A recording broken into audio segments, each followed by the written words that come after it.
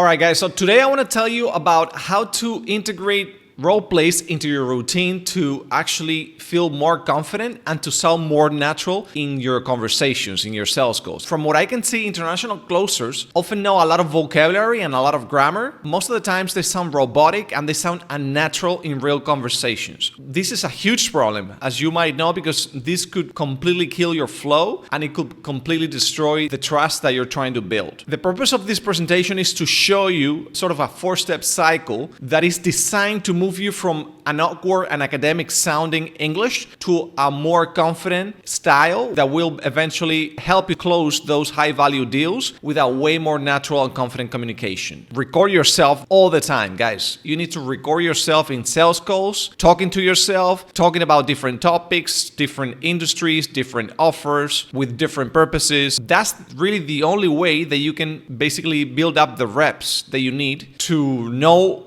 what the hell is wrong with you. That's the whole point. When you listen to your own sales calls, you realize that even if your words sound technically correct, the delivery is off. Sometimes, you can even have the stress, the pronunciation right, but then the delivery, the way that you deliver those words sounds sort of scripted or sounds off, sounds weird, sounds awkward, both in the way that you feel that you're delivering, and also when you watch yourself, you can sort of imagine how the prospect is feeling those words because the words are not landing right. Imagine you have Jeremy, right? So Jeremy is doing a role play. He's playing a prospect that has back pain, right? When the closer asks Jeremy about his back pain, he says something like, I would characterize my discomfort as moderately severe, particularly in the lumbar region. As you can see, this is extremely formal. This is not something that a prospect would say, in a real situation. A real prospect would say something like,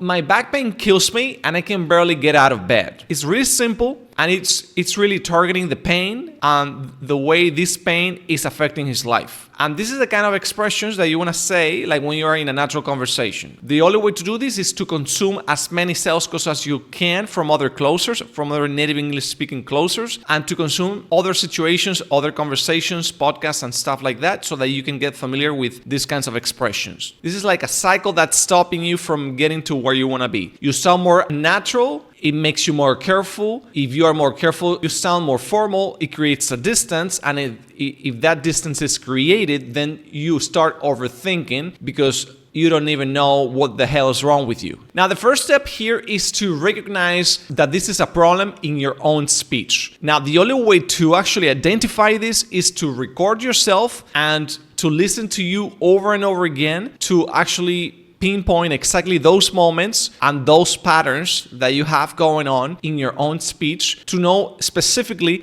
in which situations or in which phases of the conversation that formal language appears. Sometimes it appears in specific moments, so you need to be able to spot them as soon as possible. Let's talk about the opening question, because this is the moment where your delivery either hooks the prospect or loses them forever. Dylan delivers a scripted opening question with an upward inflection, and he sounds like he's asking for permission. This uncertainty immediately creates a doubt in the prospect's mind. The principle here is that the tonality trumps perfect grammar, and the energy behind your words matter more than the words themselves. Native speakers deliver questions with casual confidence. International closers often treat the opening like a test, adding pauses and formality that kills the natural flow. This is the statement that I want you to basically drill into your brain, which is when the moment you get on a call, you want to go and say to yourself, I'm here to help you figure this out. Because when you go with that energy,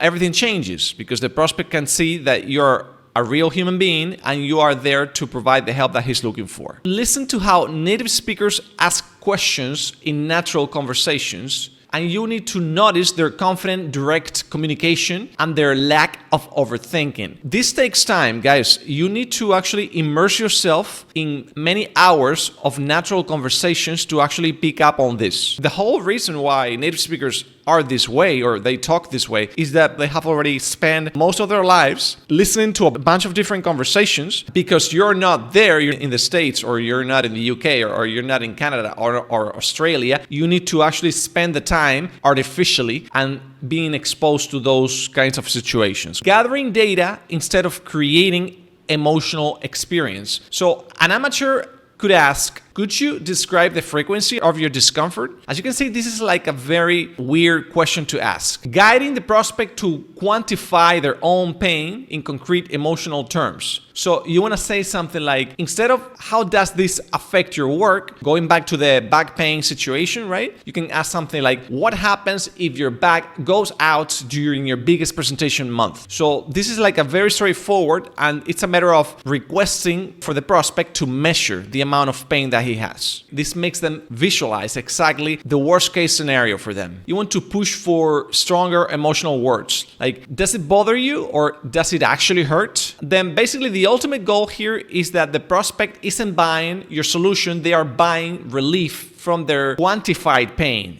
So your job here is to make them feel the real cost of inaction, the cost of not investing on the solution. Let's go back to the back pain situation. So if a pain is 7 out of 10, you can ask, what does a 7 feel when you are, trying to focus, for example? Connect the numbers that they're describing to like a real feeling, a real situation, a tangible situation. That will make it more real in their head. How do you find the turning point? One question that it's really powerful in most scenarios is, why now? What made you finally say enough is enough right now, and what made this week different from last month? They could think, okay, yeah, you're right, this feels different, this feels way worse than the past few months, I gotta do something about this right now. You don't want to ask them straight up, you want to basically pull that information out of them with indirect questions like this. Also, another thing is to use conversational phrases like, okay, you know what? Why don't you walk me through what happened? To get them to relieve the emotions that drove them to seek for help. And this is key, because the moment they start telling you like an actual story, like a personal story that describes the pain or the consequences of the negative effects of their situation, this is going to really make them relieve the whole thing in their head, and it's gonna make the sales call feel more real for them. They will seek for help. So this is exactly the path where you want to take the conversation. Now, once you identify the emotional trigger, it could be anything. It could be poor performance, it could be affecting your income. So you want to connect it to the solution directly to that problem, and not just on a surface level issue. You want to connect this to everything. You want to connect the solution to basically all the missed opportunities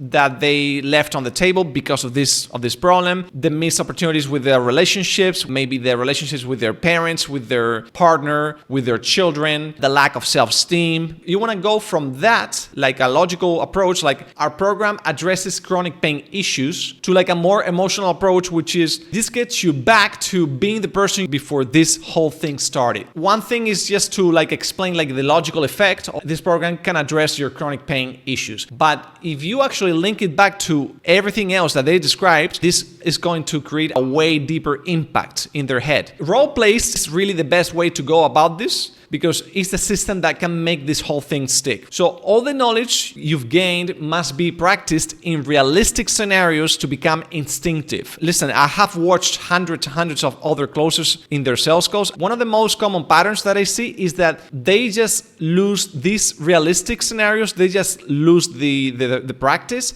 So they don't become instinctive. So the next time they get on a sales call, they just go back to this academic default mode that they have going on in their head. At the beginning, because you're not on an offer, you're going to have to practice with AI or with artificial scenarios with other closers that might be looking to practice. But once you get on an offer, so you can review your own actual real work and then improve on that work. Now, practicing alone often reinforces the same stilted robotic patterns, right? You're trying to break. So that's why I recommend, honestly, to join some school groups or some Discord communities where you can find other closers, and I give you a list here on the module, on the list of these resources, where you can find hundreds of different other closers. These are all closers that are looking to actually do the same thing. They want to get better with their English and their confidence. It's going to force you to stop overthinking about things. When you're with a second person that's trying to achieve the same thing, it creates sort of a different energy and it's going to pump you up way more. You want to use detailed role plays that mirror your actual sales goals. And this is something that you can just establish from the get-go. You can just go, hey, listen, let's actually practice specifically about this scenario with this offer. You're going to be this type of prospect with this type of personality, with this type of objection handling issue going on, right? So that you can be exposed to specifically those things. And you want to target the weakest points. So if you know that you have like an issue trying to rebuttal maybe like the spousal objection, like people that are complaining because they need to like